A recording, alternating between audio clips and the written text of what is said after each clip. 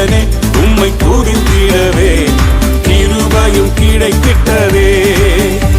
என் சபையுடனே உம்மை துதித்திடவே கிருபையும் கிடைத்திட்டதே. Come on everybody. ஆராதிக்க வந்தோம், அன்பு கூற வந்தோம், யெகோவா தேவனையே.